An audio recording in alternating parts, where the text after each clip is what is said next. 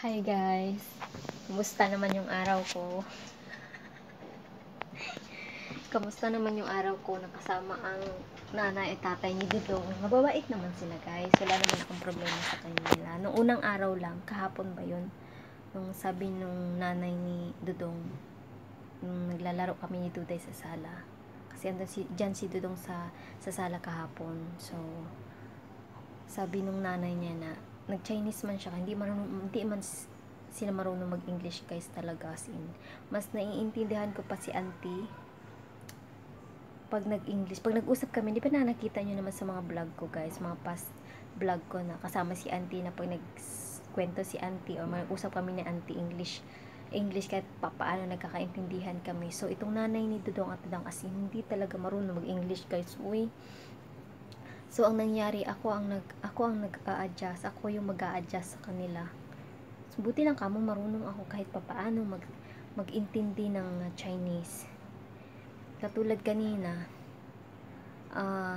pagkatapos namin kumain ng dinner, kumuha siya ng orange, yung maliliit na orange guys. So tinanong niya ako, kasi dito kasi ako sa kusina naghugas ng plato. So tinanong niya ako kung gusto ko ba daw ng prutas sa Chinese guys ha. So, sabi niya gato, sinabi niya ganun, ika liang ke. Hirap mo Chinese guys. Uy. Naiintindihan ko naman yung iba guys. Naiintindihan ko naman mag-Chinese ng iba. Ang kaso, pag nagsalita ako, nahiya ako magsalita sa Chinese kasi nga mali-mali yung pronunciation ko guys. Kaya ike ike yang ke mahirap siyang i-pronounce guys, yung Chinese talaga. Pero naiintindihan ko. Katulad niya, makwento talaga yung nanay ni guys, ni Dudong. Makwento siya, mabait siya. So akala ko nung kahapon, first impression ko lang, akala ko parang masungit siya, na parang lahat na lang pupunain niya ba sa akin. Pero hindi naman pala guys.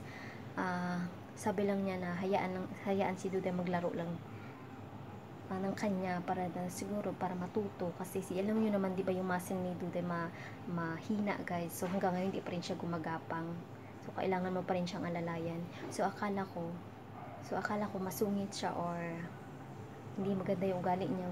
Pero nung mabait pala siya guys, siya nagluto ng lunch namin. So kasi busy kasi ako kay Duday, so siya nagluto ng lunch namin. So dinamay din niya ako sa lunch. So yun nga lang, kalahati lang yung sa akin. Nagluto siya bitin. Sabi ko, buti lang hindi naman ako masyadong gutom. Maano sila guys, malakas sila sa kanin. Malakas yung nanay, mahirap pakainin tong nanay ni hindi naman siya mahirap pakainin kasi malakas siya kumain ng kanin, at saka maggulay lang talaga siya guys. Vegetarian talaga siya. Pero yung tatay ni Dudong kumakain ng karne, kaya okay lang. Walang problema yung tatay ni Dudong guys, kasi kahit kinakain niya. Yung nanay lang ni Dudong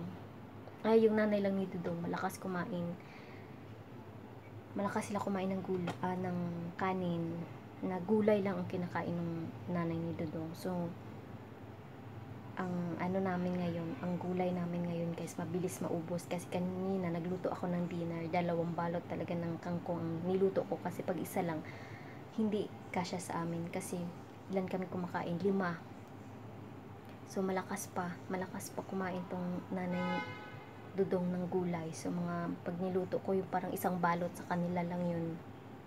So sabi ko, hindi pwedeng magtipid-tipid sa gulay. Kasi gulay na nga lang kinakain namin eh. So ginawa ko 2 gulay. So araw-araw talaga kailangan ko magluto ng gulay 2 guys. Kasi 'di ba, pag hindi ako nagluto ng gulay, ano na lang kakainin ng nanay ni Dudong, 'di ba? So kailangan ko magluto ng gulay araw-araw 2. Sa bawat lunch, dinner, kailangan ko magluto ng 2 gulay at saka isang isda o kaya isang karne, kasi yung 2 gulay na yun para may makain yung nanay ni Dudong, kasi hindi siya kumakain ng isda at saka karne guys. Di ba mahirap siya pakainin na kasi gulay lang yung kinakain niya. So paano na lang kung gusto ko magluto ng karne, diba, isang gulay, isang karne, diba, hindi naman pwedeng isang gulay lang. So pero at least, 'di ba? Pero masarap daw ako magluto ng gulay, guys. 'Yun ang kagandahan doon, na appreciate niya yung aking luto na gulay. Masarap daw. How? sa Chinese guys ha, makwento talaga siya, makwento siya guys, yung kwento-kwento niya yung mga buhay ni Dudong nung bata pa si Dudong.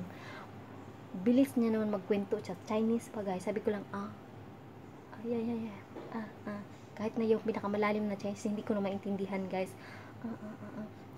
Nag-Chinese sa akin, nagkwento siya Chinese, nag-respond ako sa English, hindi niya maintindihan. So, mahirap magkipag-communicate. Uy, so may sinasabi siya sa akin, so ang tanong siya ng tanong sa asawa niya, kasi kahit papaano yung asawa niya marunong mag-English kahit papaano. Tulad nung Sunday, hindi niya alam. Sunday na English, hindi niya alam guys. So nagtanong pa siya sa asawa niya kung ano ang sa Chinese pa, nagsalita siya sa Chinese, Sunday, sa asawa niya kung ano daw sa English ang Sunday. So sinabi naman nitong asawa niya na Sunday nga daw. So nagkwento siya sa akin na yung kapatid daw niya darating daw dito yung sa Sunday, kung lalabas ba daw ako sa Sunday. Sabi ko, hindi ko pa sure, hindi pa ako sure kasi kailangan pa namin mag-usap ni Dadang. So sa Chinese guys akalain nyo ba naman yun eh. So yun yung sinasabi ko sa inyo guys na hindi lahat dito, akala nyo tayo lang hindi marunong tayo lang ang hindi marunong mag-English guys. Mas okay pa tayo mag-English kaysa sa kanila guys. Sa totoo lang, Sunday at saka Raisa, katulad kahapon, di ba nag-grocery kami, so sabi ko sa nanay ni Dudong, kasi kasama siya kahapon, sabi kong ganun, kailangan nating bumili ng bigas kasi konti lang yung bigas natin sa bahay. So sabi kong ganun sa kanya, you need to buy rice auntie. Sabi niya ganun, ha? What's mo? So ano daw yung rice. So tinawag niya pa si Dudong para itanong kung ano daw ang rice. May fan. So may fan. So doon ko lang din natandaan na may fan pala ang bigas sa Chinese. Minsan di ba pag hindi mo nagagamit yung mga Chinese na tunan mo guys sa araw-araw, katulad nung dati kong amo, di ba, nagcha-Chinese din sila mag-asawa kasi Malaysian din yung asawa nung lolo ng mga bata. So hindi naman, basta galing sa Malaysia guys, hindi sila ganun kagaling mag-English guys. Yung iba talaga kasi hindi marunong mag-English. So katulad nung lolo dati, ng dati kong alaga, yung lola okay, yung lolo hindi talaga marunong din mag-English yun, kaya namumroblema din ako kung gusto ko makipag-usap or may gusto akong itanong sa kanya. So ang nangyari kahapon, so tinawag niya pa si Dudong para itanong kung ano daw ang rice sa Chinese. So doon nila kami nagkaintindihan dalawa. O di ba kalain yun? kung akala nyo lang sa English lang tayo nagno-nosebleed, sa Chinese din tayo nag-nosebleed guys. Sa totoo lang, kung tatanungin nyo naman guys, kasi hindi kakilala, parang yung sa baba na helper din siya, ang galing niya mag-Chinese guys. Sa totoo lang, ang galing niya mag-Chinese. Hindi siya marunong mag-English guys pero sa Chinese napaka-fluent niya. Hindi rin kami magkaintindihan dalawa kasi nga Chinese, pure Chinese talaga lumalabas sa bibig niya. Gusto kong tinatanong ko siya sa English, ang reply niya sa akin Chinese, tapos mag-sign pa siya ng ganito ganyan ganun na. Ganun siya. Hirap magkipag-communicate pag pure Chinese.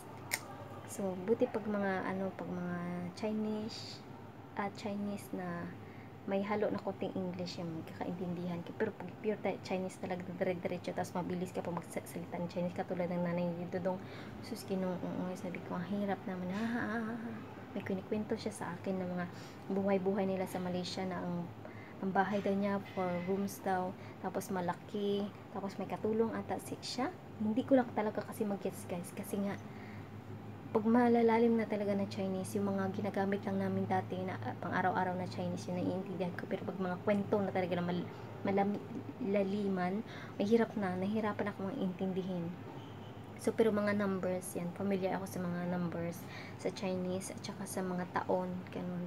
So mga numbers, nagigets ko yan. Tapos yung mga Chifana, ganun, Chifan, Haulama, diba? Mali ang pronunciation ko guys. Akala nyo marunong ako mag-Chinese, mag-intindi, pero pag ako nagsalita ng Chinese, parang parang American accent daw ako magsalita ng Chinese, kaya nahiya ako magsalita ng Chinese guys. So yon ang aking araw guys. So makwento, mabait naman pala si Badanga, si Badung. So ang tawag natin sa nanay sa nanay ni Dudong at sa tatay ni Dudong, si Badang at si Badong. Wala lang guys, natutuwa lang ako tawagin silang si Dudong, si Dadang, si Duday, si Badong at si Badang. So yung mga nakakalam na ng mga mga alias ko dito sa vlog ko is yung mga solid talaga na subscriber ko, solid na viewers ko, yan yung mga nakakagets doon sa mga nickname ko sa amo ko at saka sa nanay ng amo ko. So ulitin ko lang, ang pangalan ni Lolo si Badong, yung pangalan ni Lola si Badang. So pag sinabi ko guys si Badang, si Lola yan, si Badong naman si Lolo yun. So alam nyo ba guys, so tinapon, may naiwan si auntie na bra dito guys. So tinapon ni Dadang. So kasi wala naman ni dito si auntie. Sabi ko pa naman kay Dadang, favorite pa naman ni auntie to na bra. Anong gusto mo natin, ipa-email natin. Sabi ko, buang mukha. So ayan guys, iniwanan ako ni auntie ng bag guys. Ang ganda, bago pa daw to. Kasi nakita ko to dyan sa labas ng sa labas ng pintuan ko, kasi tulog pa nga ako, mga alas 5 nung umalis sila. So ayan, diba guys, maganda siya. Diba meron akong diba? Pwede ko siya. May bag na ako guys. Sabi pa na ba ni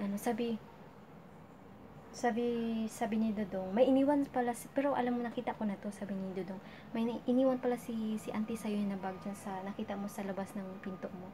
Sabi niya ganun, bago daw yun. Sabi ko, nga, nakita ko nga. Ayun, bagong-bago nga siya guys. Parang bagong bili ni auntie to guys. Diba? May magamit na ako pag uwi ng Pilipinas guys. So, hindi ko na kailangan bumili. Kasi isang maliit na bag lang yung akin. Diba? So, pwede ko rin siyang isakupit guys.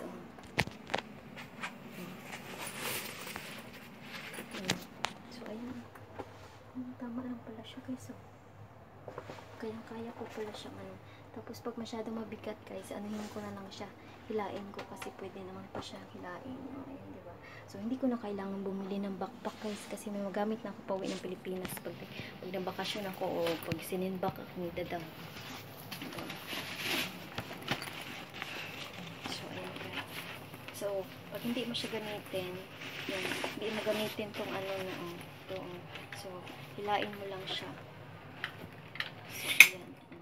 Bagong-bago nga siya guys, kasi makikita mo naman bagong-bago pa yung niya. Parang isang gamit lang ata to ni auntie. Isang gamitan lang ata to ni auntie guys. Tapos may packet din siya dito. Tingnan natin guys, baka may naiwan sa akin ng mga dollar dito ba. Ano kaya iniwan ni auntie sa akin dito? Plastic lang to guys. Plastic. Panglagay ko na ng dirty clothes ko na. Diba? At least, diba? Bagong-bago nga siya guys. Kasi yung gulong guys, wala pang gas-gas.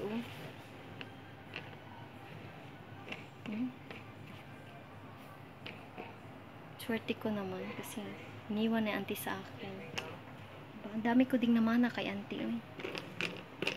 Diba? Bagong-bago siya guys. Kasi makikita mo naman yung gulong, 'di ba? Pag nagkapit overused na o luma na, 'di ba? Gasgas na gasgas yung gulong, pero ito talaga walang gasgas guys. Bagong-bago pa siya, 'di ba?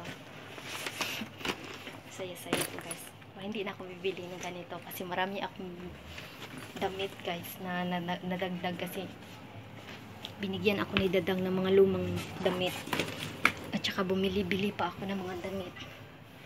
Diba? So, meron na akong magamit. So, ano pa bang pinamana sa akin, auntie? So, nakita ko kasi si auntie, guys. Na ang tawag dito, nagbukas ng wallet niya. Sabi niya magpapalit daw siya ng pera na sa Malaysia, kasi Malaysian money daw, kasi wala daw siyang pera. So, itong pinamana ni auntie sa akin, guys. So, ayan pinamana sa akin ni auntie. Malaysian money siya, guys. Sabi ko, auntie, sabi ko ganyan, auntie, pwede ba ako manghingi ng isang piraso? Panglagay ko lang sa wallet ko. Kasi meron akong isa sa wallet, yung sa amo ko dati binigay. So, pag uwi ko ng Pilipinas, ang dami rin ng hingi guys, kasi isa na lang natira. Marami din ng hingi, mga kamag-anak mo na panglagay din daw nila sa wallet.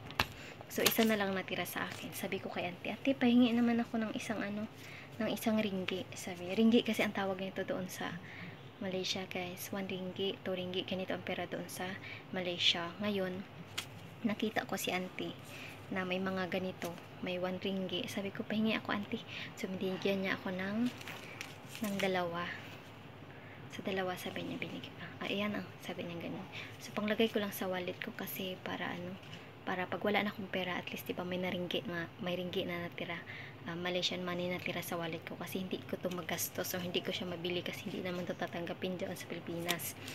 So ngayon, nakita niya tong $5 guys, dinagdagan niya pa guys, dinagdagan niya pa ng, ay ito pa pala, meron kulay green, diba may green ng wallet ko ngayon. So dinagdagan, so 5 ringgit to guys. Kung tanungin nyo magkano to sa pera natin guys, so mga $2, $3 to guys pala sa pera ng Singapore. So $3 to guys. So makabili na din to ng biscuit guys. Biscuit.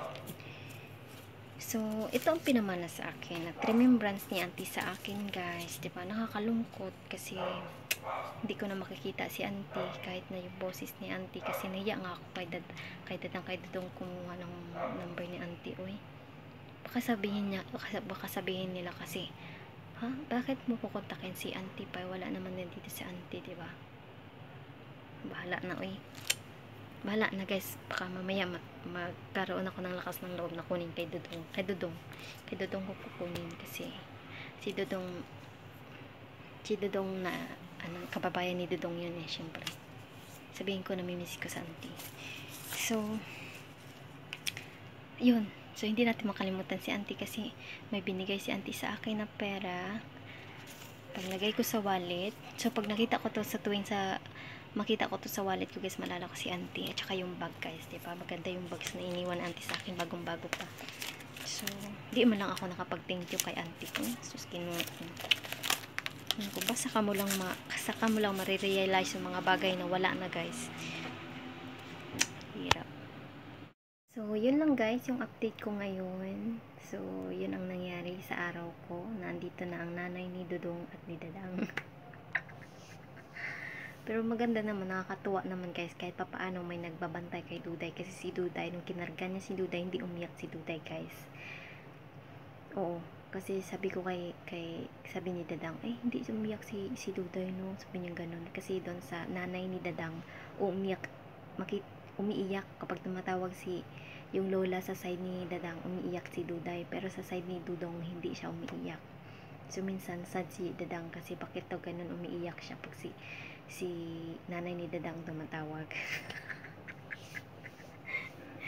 So, yun lang guys, ang aking update. So, sana natuwa kayo dito sa aking vlog na update ko lang naman kayo guys. Update ko lang kayo kung ano yung mga sitwasyon pag andito ang nanay at tatay ng employer nyo. So, ganun ang mangyari. Minsan, swertihan pa rin guys. Kung mabait yung amo mo, swerte ka. Kung nanay at tatay niya mabait, swerte ka. So, ganun ang sitwasyon dito sa abroad guys. So, ipanalangin nyo na lang, ipagdasal nyo na lang na sana mabait yung nanay at tatay ni Dudong at ni Dadang nyo. Kasi alam nyo naman, hindi pare-parehas ang tao dito sa mundo. Kahit saang bansa ka pa guys. Minsan talaga may okay, minsan may hindi. So, ganun talaga ang life eh. So, nagkataon lang na mabait din si Badang at si Badong. So, kaya wala akong problema. Diba, may airplane pa. Malapit kami sa airport eh. So, wala tayong problema kay Badong at kay Badang. Kaya, happy ang life guys. So, maligo na ako guys. So, hanggang dito na lang aking vlog guys. So, see you on my next vlog na lang. Kasi maliligo na ako at saka magpapahinga na rin ako guys. So, see you on my next vlog. Bye bye!